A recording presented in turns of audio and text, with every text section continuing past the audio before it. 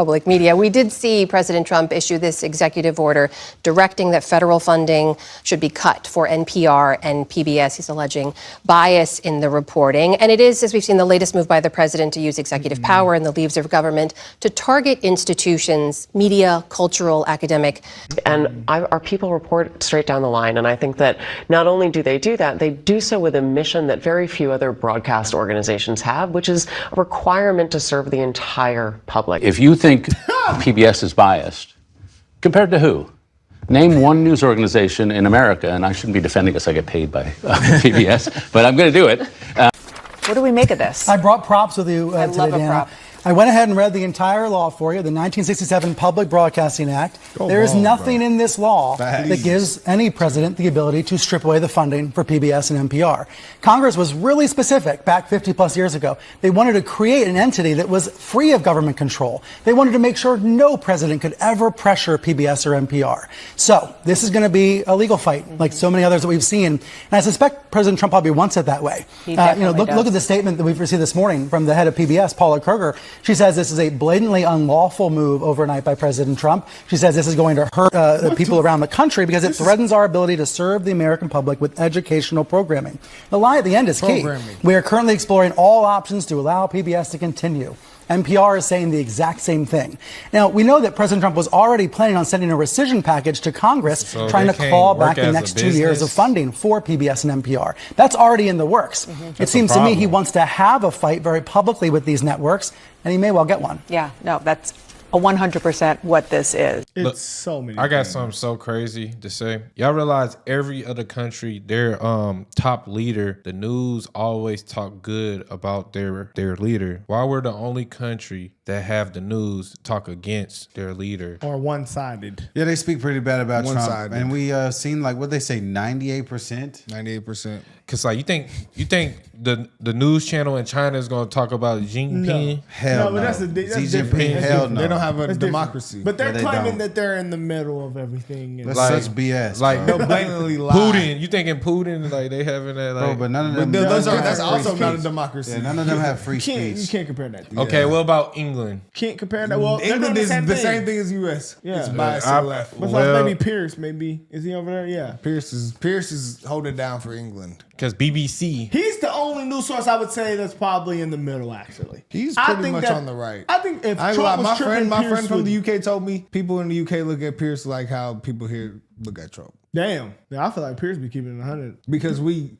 Because I think he's standing on the side of truth. But these people saying that they're serving the American people justice and yeah, you guys, we know you guys suck. That's why y'all writing this down. So why would he keep funding something that the American people distrust? Be for real. And I bet the people that put that into place was Democrats. So the CPB was set to receive $535 million congressionally. Does that mean by Congress?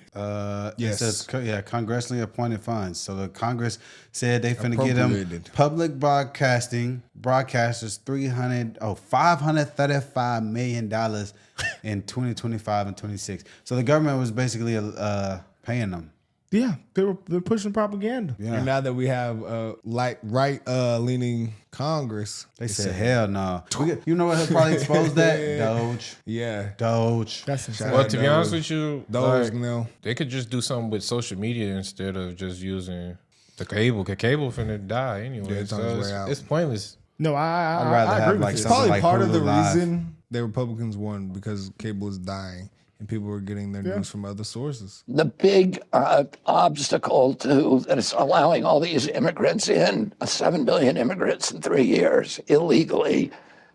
It's actually not 7 million who've been allowed to enter. That's the number of encounters over the last 3 years. It's actually lower than that. All of them are allowed to enter. They are coming right through. I've been down there. I watched over 2 hours that I spent there just between 2 o'clock and 4 o'clock in the morning. I watched 300 people coming through. Everybody is allowed through. Nobody's turned away. Mr. Kennedy, I've also spent a lot of time on the border. 7 million is an inaccurate figure. It's closer to 6 million encounters over the last 3 years, and that includes people who were subject to Title 42 expulsions, meaning they were not allowed to enter. How many of those, what percentage of those people were turned back? I don't have an exact figure, sir, but the Those 7 are million you're saying encounters. is There's inaccurate. also 1.5 million who have come over over that are, are runaways. So back to my question. The number is approximately 7 million have come across and are here today in this country. It is not 7 million over the last 3 years. That's just inaccurate. General from 27 states now calling on the White House to make changes to its border policies. The coalition demanding an end to catch and release, which allows DHS to release illegal migrants into the country. More than 7 million migrants have illegally entered the U.S. so far under the Biden administration.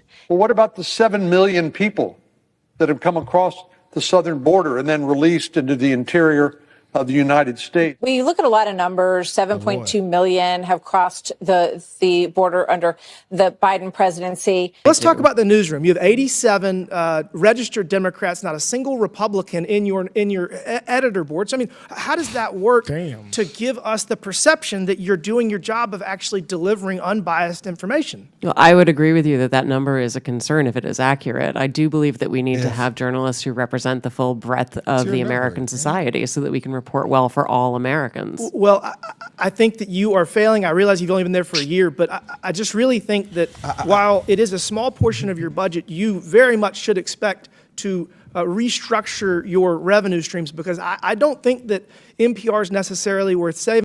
Former senior business editor for NPR. How long do you work at NPR? I believe he was there just over 25 years. 25 years?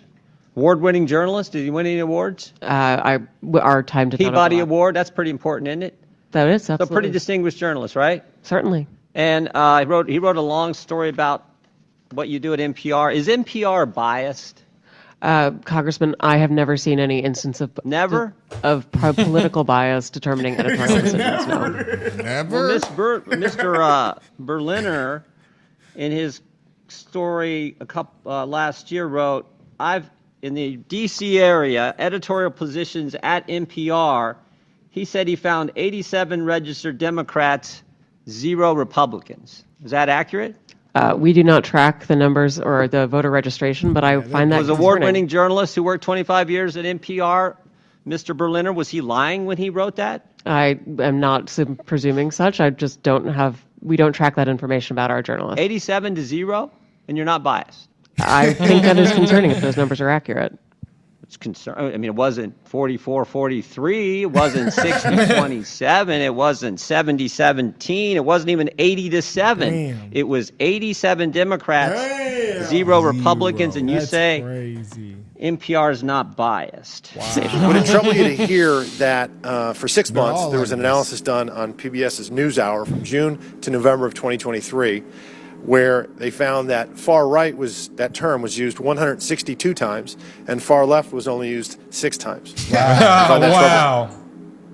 I don't know the study that you're referring to. The Research Center did a 6-month analysis. The president of MSNBC stepped down. The black lady. Never? The guy at 60 Minutes stepped down. All these people are stepping down. Because they're not allowed to continue to put out this BS. They're not getting views. They're not getting paid. They're not getting views. The trust is down. They're going to keep blaming Trump. Oh, it's not our own fault. There's no accountability. Only hired left-leaning journalists. You know, the lack of accountability with these networks, it doesn't surprise me. No, I'm not even going to say that comment because that was not cool. But why do the government got to fund a media outlet? It doesn't make sense. Yeah, why is taxpayer dollars going to this? It keeps the cycle going, bruh. Just keeps the cycle going. Now we exposed it. Trump said, hold on, that ain't right. You know, they actually came out with right. a crazy, it's not a conspiracy, it's also kind of weird. You know, CNN never kind of like films a Trump rally. Like that, because they found out that they were filming at Butler. So it's like a conspiracy going around about that. Because they said, you know, it's something fishy when CNN's filming a Trump rally. He gets shot. Like all of a sudden, they were filming at that rally. Dang. I'm not going to say, I don't know. It's just a cycle, you know? Somebody up top say, hey. Their executive producer follows us, though, so if you see us, we can save y'all. Y'all go to Butler.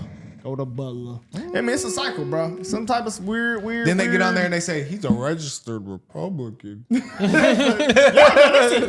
know what to do. But then they say, well, actually, but he donated to BLM. Don't see too many registered Republicans donating to BLM. Nah, this shit is crazy, guys. It's all making sense. No, when I heard that, though, I was messed up. I said, wait, they really don't film Trump rallies. But they film that Trump rally?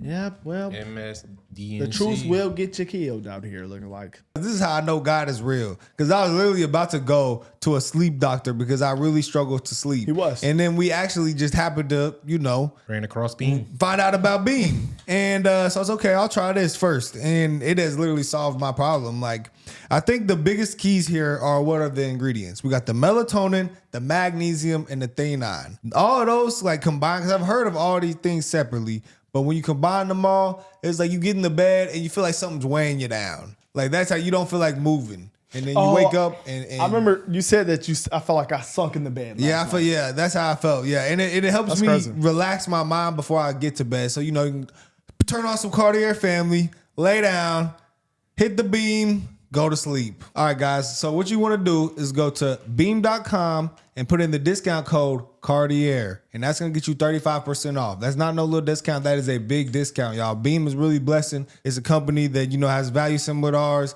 and they really just want to help. So 35% off with the code Cartier. President tweeted or socialed or truthed, Republicans must defund and totally disassociate themselves from NPR and PBS, the radical left monsters that so badly hurt our country. I have to tell you, I heard monsters and I thought of Cookie Monster. I thought of did too, Sesame actually. Street, and I thought of that children's programming. Right. That is in many ways what people think of when they think of PBS. Absolutely. Is that impacted too? Absolutely. And out of this executive order, we believe it impacts our funding out of the Department of Education. Who watches that? Right now, do you have the money to keep functioning?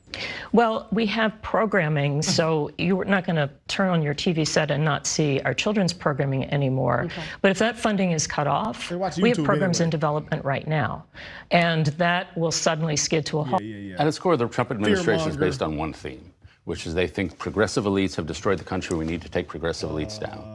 And that's whether they're in museums, the sciences, the universities, whatever. I don't think that's a bad take. And so, in some sense, they have some case to be made that the elites have become a little more progressive. But as they go after CPB, I'm reminded of the call I got 23 years ago from Jim Lehrer offering me this job. And I'm sitting there, of course, in a Little League dugout. And Jim said, "You're going to be on the show on Fridays. We want you to go out and do a lot of reporting. You got to bring something to the game. This is about journalism."